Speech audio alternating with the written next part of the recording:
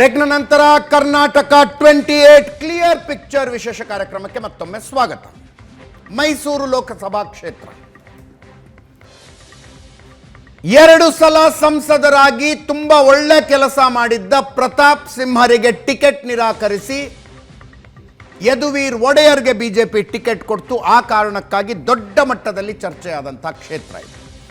ಕಳೆದ ಸಲ ಪ್ರತಾಪ್ ಸಿಂಹ 1,38,647 ಮತಗಳ ಅಂತರದಲ್ಲಿ ಗೆದ್ದಿದ್ರೆ 1,38,647 ಮತಗಳ ಅಂತರದಲ್ಲಿ ಪ್ರತಾಪ್ ಸಿಂಹ ಗೆದ್ದಿದ್ರೆ ಯದುವೀರ್ ಒಡೆಯರ್ 1,39,262 ಮತಗಳ ಅಂತರದಲ್ಲಿ ಗೆದ್ದಿದ್ದಾರೆ. ಎಂ ಲಕ್ಷ್ಮಣ್ ವರ್ಸಸ್ ಯದುವೀರ್ ಒಡೆಯರ್ ಆಗಿತ್ತು ಈ ಸಲ. ಕಳೆದ ಸಲ ಪ್ರತಾಪ್ ಸಿಂಹ ವರ್ಸಸ್ ವಿಜಯ್ ಶಂಕರ್ ಇತ್ತು.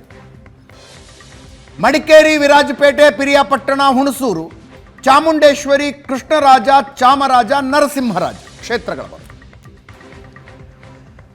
6ಕ್ಕೆ 6 ಕ್ಷೇತ್ರಗಳಲ್ಲಿ ಬಿಜೆಪಿಗೆ ಲೀಡ್ ಬಂದಿದೆ. ಇಲ್ಲ, 2 ಕಾಂಗ್ರೆಸ್ಸು 6 ಬಿಜೆಪಿ, 2 ಕಾಂಗ್ರೆಸ್. 8 ಕ್ಷೇತ್ರಗಳ ಪೈಕಿ 6 ಕ್ಷೇತ್ರಗಳಲ್ಲಿ ಬಿಜೆಪಿಗೆ ಲೀಡು, 2 ಕ್ಷೇತ್ರಗಳಲ್ಲಿ ಕಾಂಗ್ರೆಸ್ಗೆ ಲೀಡು. ಇಲ್ಲಿ 5 ಜನ ಕಾಂಗ್ರೆಸ್ ಶಾಸಕರು, 1 ಬಿಜೆಪಿ ಶಾಸಕರು, 2 ಜೆಡಿಎಸ್ ಶಾಸಕರು ಇದ್ದಾರೆ. ಮಡಿಕೇರಿ ಮಂಥರ್ಗೌಡ ಕಾಂಗ್ರೆಸ್ಸಿನ ಶಾಸಕರು, ಬಿಜೆಪಿಯ ಲೀಡು 41,408 ಮಂಥರ್ಗೌಡರ ಕ್ಷೇತ್ರದಲ್ಲಿ. ಪೊನ್ನಣ್ಣ ಕಾಂಗ್ರೆಸ್ ಶಾಸಕರು, ಇಲ್ಲಿ ಬಿಜೆಪಿಯ ಲೀಡು 32,451. ಪಿರಿಯಾಪಟ್ಟಣ ಕಾಂಗ್ರೆಸ್ ಶಾಸಕರು ವೆಂಕಟೇಶ್, ಇಲ್ಲಿ ಕಾಂಗ್ರೆಸ್ಸಿಗೆ ಲೀಡು 11,744. ಹುಣಸೂರು ಹರೀಶ್ ಗೌಡ ಜೆಡಿಎಸ್ನ ಶಾಸಕರು 3,068 ಮತಗಳ ಲೀಡು ಬಿಜೆಪಿಗೆ ಬಂದಿದೆ. ಚಾಮುಂಡೇಶ್ವರಿ ಜಿಟಿ ದೇವೇಗೌಡರು ಜೆಡಿಎಸ್ ಶಾಸಕರು 37,244 ಮತಗಳ ಅಂತರದ ಲೀಡು ಬಿಜೆಪಿಗೆ.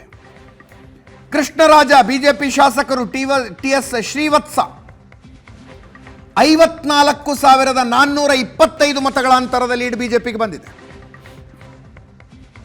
ಚಾಮರಾಜ ಹರೀಶ್ ಗೌಡ ಕಾಂಗ್ರೆಸ್ ಶಾಸಕರು 56,397 ಮತಗಳ ಲೀಡು ಬಿಜೆಪಿಗೆ. ಬಿಜೆಪಿಗೆ ಅತಿ ಹೆಚ್ಚು ಲೀಡ್ ಬಂದಿರುವ ಕ್ಷೇತ್ರ ಚಾಮರಾಜ, ಕಾಂಗ್ರೆಸ್ ಶಾಸಕರಿರುವ ಕ್ಷೇತ್ರ. ಕಾಂಗ್ರೆಸ್ಸಿಗೆ ದೊಡ್ಡ ಲೀಡ್ ತಂದುಕೊಟ್ಟ ಕ್ಷೇತ್ರ 76,597 ಮತಗಳ ಲೀಡನ್ನು ತನ್ವೀರ್ ಸೇಠ್ ಅವರು ತಂದುಕೊಟ್ಟರು. ನರಸಿಂಹರಾಜದ ಶಾಸಕರು, ಮುಸ್ಲಿಂ ಬಾಹುಳ್ಯದ ಕ್ಷೇತ್ರ. ಅದೇ ನನಗನ್ಸುತ್ತೆ ನೋಡಿ, ಪ್ರತಾಪ್ ಸಿಂಹ 2 ಬಾರಿ ಒಳ್ಳೆ ಕೆಲಸವನ್ನು ಮಾಡಿದರು. ಈ ಬಾರಿ ಬಿ ಜೆ ಪಿಯವ್ರಿಗೆ ಟಿಕೆಟ್ ಕೊಡಲಿಲ್ಲ. ಯದುವೀರ್ ಒಡೆಯರನ್ನು ತಂದಿದ್ದರಿಂದ ಆ ಪರಿಯ ವ್ಯತ್ಯಾಸ ಏನಾಗಿಲ್ಲ. ಮೋದಿ ಪ್ಲಸ್ ಒಕ್ಕಲಿಗ, ಈ ಕಾನ್ಸ್ಟಿಟ್ಯೂನ್ಸಿಯ ಇದಂದರೆ ಮೋದಿ ಪ್ಲಸ್ ಒಕ್ಕಲಿಗ ಅನಿಸುತ್ತೆ. ಯಾಕಂದರೆ ಮಡಿಕೇರಿ ಮತ್ತು ವಿರಾಜಪೇಟೆ ಈ 2 ಕ್ಷೇತ್ರಗಳಲ್ಲಿ ಮೋದಿಯ ಜನಪ್ರಿಯತೆ ಕೊಡಗಿನಲ್ಲಿ ಜಾಸ್ತಿ ಇದೆ. 2 ವರ್ಷದ ಹಿಂದೆ ಬಿ ಜೆ ಪಿಯ ಪಚ್ಚುರಂಜನ್ ಮತ್ತು ಬೋಪಯ್ಯ ಅವರನ್ನು ಕೊಡಗಿನವರು ಸೋಲಿಸಿದ್ರು. ಈ ಬಾರಿ ಒಂದು ಭರ್ಜರಿ ಲೀಡನ್ನು ಯದುವೀರ್ ಒಡೆಯರ್ ಕೊಟ್ಟಿದ್ದಾರೆ. ಸ್ವಲ್ಪ ಚರ್ಚೆ ಈ ಮಡಿಕೇರಿಯಲ್ಲಿ 41,000 ಲೀಡು ಬಿಜೆಪಿಗೆ, ವಿರಾಜಪೇಟೆಯಲ್ಲಿ 32,000 ಲೀಡು. ದೊಡ್ಡ ಲೀಡು. 1 ವರ್ಷದ ಹಿಂದೆ ಸೋತಿದ್ರು. ಮತ್ತು ನನಗೆ ಗೊತ್ತಿಲ್ಲ ಅದು ಕಥೆಗಳು, ಮೈಸೂರು ಮಹಾರಾಜರು, ಕೊಡಗು ಇವೆಲ್ಲ ಚರ್ಚೆಗಳಿದ್ವು. ಆದರೆ ಒಂದು ದೊಡ್ಡ ಪ್ರಮಾಣದ ಲೀಡ್ ದೊರಕಿದೆ. ದಟ್ ಈಸ್ ಫಾರ್ ಮೋದಿ ಅಂತ ಅನಿಸುತ್ತೆ. ಪಿರಿಯಾಪಟ್ಟಣ ಸಚಿವ ವೆಂಕಟೇಶ್ ಕಾಂಗ್ರೆಸ್ಗೆ ಲೀಡ್ ಕೊಡಿಸುವಲ್ಲಿ ಯಶಸ್ವಿಯಾಗಿದ್ದಾರೆ. ವೆಂಕಟೇಶ್ ಸಚಿವರಿದ್ದಾರೆ. ಹೌದು. ಹುಣಸೂರಿನಲ್ಲಿ ಮತ್ತು ಚಾಮುಂಡೇಶ್ವರಿಯಲ್ಲಿ ಅಪ್ಪ ಮಗ ಒಂದು ದೊಡ್ಡ ಲೀಡ್ ಅನ್ನೋದಕ್ಕೆ ನಾನು ಹೇಳಿದೆ.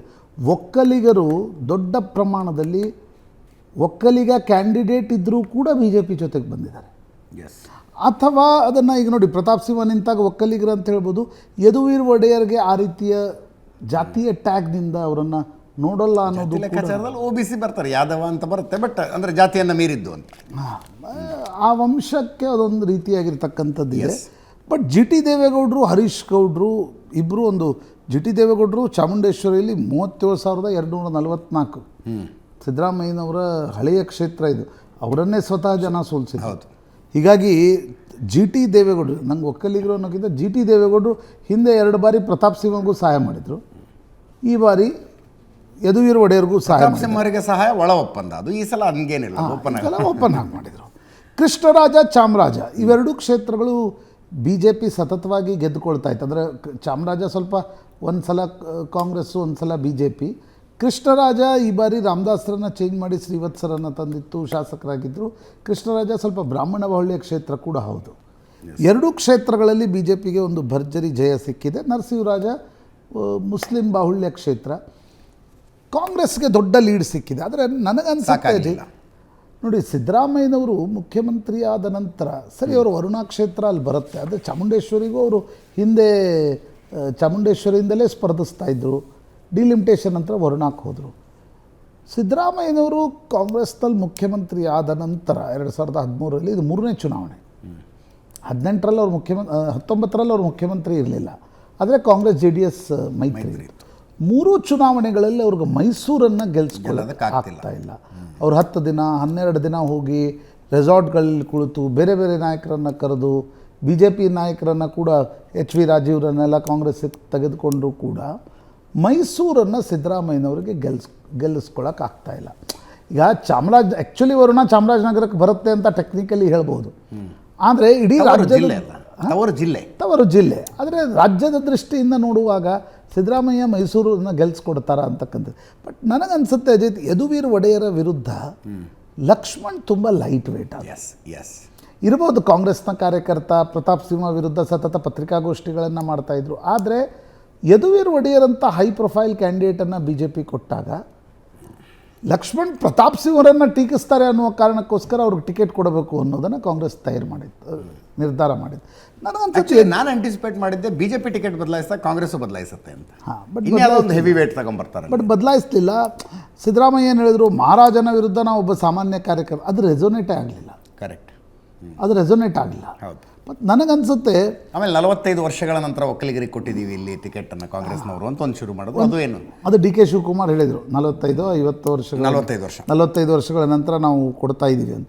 ಲಕ್ಷ್ಮಣ್ B.Pharm ಇಲ್ಲೇ ನಮ್ಮ ಆಫೀಸ್ಗೆ DK ಶಿವಕುಮಾರ್ ಒಂದು ನ್ಯೂಸ್ ಅವರ ಸ್ಪೆಷಲ್ ಇಲ್ಲೇ ಬಂದು B.Pharm ತೆಗೆದುಕೊಂಡಿದ್ರು. ಆದರೆ ನನಗನ್ಸುತ್ತೆ ತುಂಬ ಲೈಟ್ ವೇಟ್ ಆದರು ಅನ್ನುವ ಕಾರಣಕ್ಕೋಸ್ಕರ ದೊಡ್ಡ ವ್ಯತ್ಯಾಸ ಸರ್ಕಾರ ಇದ್ದರೂ ಆಗಿಲ್ಲ. ಮತ್ತು ಇನ್ನೊಂದು, ನೀವು ಚಿಕ್ಕಬಳ್ಳಾಪುರ ಚರ್ಚೆ ಮಾಡಿದ್ವಿ, ತುಮಕೂರು ನಿನ್ನೆ ಚರ್ಚೆ ಮಾಡಿದ್ವಿ, ಈಗ ಮೈಸೂರನ್ನು ಕೂಡ ನಾವು ಚರ್ಚೆ ಮಾಡ್ತಾಯಿದ್ದೀವಿ. ಒಕ್ಕಲಿಗರು DK ಶಿವಕುಮಾರ್ ಉಪಮುಖ್ಯಮಂತ್ರಿ ಆದರೂ ಕೂಡ they are going to JDS. That is the biggest headache.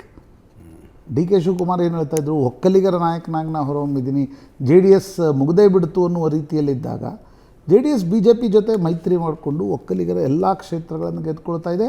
ಮತ್ತು ನೋಡಿ, ಕಂಪೇರ್ ಟು ಲಿಂಗಾಯತರು ಒಕ್ಕಲಿಗರು ಹೆಚ್ಚು BJP JDS ಮೈತ್ರಿಯ ಕೈ ಹಿಡಿದಿದ್ದಾರೆ. ನಿಮಗೆ ಲಿಂಗಾಯತರ ಕ್ಷೇತ್ರದಲ್ಲಿ ದಾವಣಗೆರೆ ಸೋಲ್ತು, ಕೊಪ್ಪಳ ಸೋಲ್ತು, ಬೀದರ್ ಸೋಲ್ತು, ನಿಮ್ಗೆ ಹಾವೇರಿ 48,000 ಲೀಡು, ಧಾರವಾಡ ಪ್ರಹ್ಲಾದ್ ಜೋಶಿ ಅವರಿಗೆ 1,25,000 ಲೀಡ್ ಕಡಿಮೆ ಆಗಿದೆ. ಜಗದೀಶ್ ಶೆಟ್ಟರ್ ಒಂದು ಕ್ಷೇತ್ರ ಮರಾಠಿ ಭಾಷಿಕರು ದೊಡ್ಡ ಪ್ರಮಾಣದಲ್ಲಿ ಕೈ ಹಿಡಿದಿದ್ದರಿಂದ ನಿಮಗೆ ಲೀಡ್ ಜಾಸ್ತಿ ಆಗಿದೆ. ಬಾಗಲಕೋಟೆ ಲೀಡ್ ಕಡಿಮೆ ಇದೆ, ಬಿಲೋ 50,000. ವಿಜಯಪುರ ಲೀಡ್ ಕಡಿಮೆ ಇದೆ, ಚಿಕ್ಕೋಡಿ ಸೋತಿದೆ. ಅಂದರೆ ಲಿಂಗಾಯತ ಬಾಹುಳ್ಯ ಕ್ಷೇತ್ರಗಳಲ್ಲಿ ಕಲಬುರಗಿ ಕಾಂಗ್ರೆಸ್ ಗೆತ್ತು, ರಾಯಚೂರು ಬಳ್ಳಾರಿ ಲಿಂಗಾಯತರಿದ್ದಾರೆ, ಬಳ್ಳಾರಿಯಲ್ಲಿ ಲಿಂಗಾಯತ ದೊಡ್ಡ ಪ್ರಮಾಣದಲ್ಲಿದ್ದಾರೆ. ಆದರೆ ಆ ಕ್ಷೇತ್ರವನ್ನು ಗೆದ್ಕೊಳ್ಳೋಕ್ಕೆ BJPಗಾಗಿಲ್ಲ. ಬೇರೆ ಒಕ್ಕಲಿಗ ಕ್ಷೇತ್ರ ನೋಡಿ, ತುಮಕೂರು, ಕೋಲಾರ, ಚಿಕ್ಕಬಳ್ಳಾಪುರ, ಬೆಂಗಳೂರು ನಾರ್ತ್ ಒಕ್ಕಲಿಗ ಬಾಹುಳ್ಯ ಕ್ಷೇತ್ರ, ಬೆಂಗಳೂರು ಗ್ರಾಮಾಂತರ, ಮಂಡ್ಯ, ಮೈಸೂರು, ಚಾಮರಾಜನಗರ ಅಲ್ಲಿ ಭಾಳ ಒಕ್ಕಲಿಗ ಬಾಹುಳ್ಯ ಅಲ್ಲ, ಅದು OBC ಮತ್ತು SC ಬಾಹುಳ್ಯ ಇದೆ. ಹಾಸನ ಒಂದು ಬಿಟ್ಟರೆ ಎಲ್ಲ ಒಕ್ಕಲಿಗ ಕ್ಷೇತ್ರಗಳನ್ನು BJP JDS ಗೆದ್ದುಕೊಂಡಿದೆ. ಹೀಗಾಗಿ ಕುಮಾರಸ್ವಾಮಿಯವರ ಮಹತ್ವ 2 ಸೀಟಿದ್ದು, ಈಗ ನೋಡಿ ಜಯಂತ್ ಚೌಧರಿಗೂ 2 ಸೀಟಿತ್ತು. ಇವತ್ತು ಮೋದಿ ಅಕ್ಕಪಕ್ಕದಲ್ಲಿ ಕೂಡಿಸಿರಲಿಲ್ಲ, ಎದುರುಗಡೆ ಕೂಡಿಸಿದ್ರು. ಕುಮಾರಸ್ವಾಮಿಯವರನ್ನ ಸ್ಟೇಜ್ ಮೇಲೆ ಕೂಡಿಸಿದ್ರು. ಕಾರಣ ಹಳೆ ಮೈಸೂರು ಭಾಗದ ಗೆಲುವಿನಲ್ಲಿ ಕುಮಾರಸ್ವಾಮಿ ಪಾತ್ರ ದೊಡ್ಡದಿದೆ. DK ಶಿವಕುಮಾರ್ ಸ್ವಲ್ಪ 3-4 ದಿನಗಳಿಂದ ನನಗನ್ಸುತ್ತೆ ಡಿಸ್ಟರ್ಬ್ ಆಗಿದ್ದು ಅವ್ರಿಗೊಂದು ಸೆಟ್ಬ್ಯಾಕ್ ಆಗಿದೆ ಅಂತ ಅನಿಸುತ್ತೆ. ಈ ಮೇ ರೀಗ್ರೂಪ್ 23ರಲ್ಲಿ ಅವ್ರಿಗೆ ಇತ್ತು, ಆದರೆ 23ರಲ್ಲಿ ಅವ್ರು ಗೆಲ್ಲುವವರೆಗೆ he was very silent on JDS. ಅವರು ಎಲ್ಲೂ JDS ಬಗ್ಗೆ ಮಾತಾಡ್ತಾರೆ. ಆದರೆ ಈ ಗೆದ್ದ ತಕ್ಷಣ ಅವರು JDS ಮುಗದೇ ಬಿಡ್ತು, JDS ಏಕವಚನದ ವಾಗ್ದಾಳಿಗಳು. ಏಕವಚನ ಕುಮಾರಸ್ವಾಮಿನೂ ಆ ರೀತಿಯ ವಾಗ್ದಾಳಿ ಮಾಡಿದ್ರು, ಇಬ್ಬರು ವಾಗ್ದಾಳಿ ಮಾಡಿದರು. ಆದರೆ 23ರ ಚುನಾವಣೆಯಲ್ಲಿ ಒಕ್ಕಲಿಗರು ಡಿ ಕೆ ಶಿವಕುಮಾರ್ ಕೈ ಹಿಡಿದಿದ್ರು. 24ರ ಚುನಾವಣೆಯಲ್ಲಿ ವಾಪಸ್ BJP JDS ಮೈತ್ರಿ ಕಡೆ ಹೋಗಿದ್ದಾರೆ. That is important story. Yes ನೀವು ಪಟ್ಟಿಯಲ್ಲಿ ಹೇಳಿದ್ರು ಸೋತಿದ್ದು ಒಂದೇ ಕ್ಷೇತ್ರ ಹಾಸನ ಅಂತ.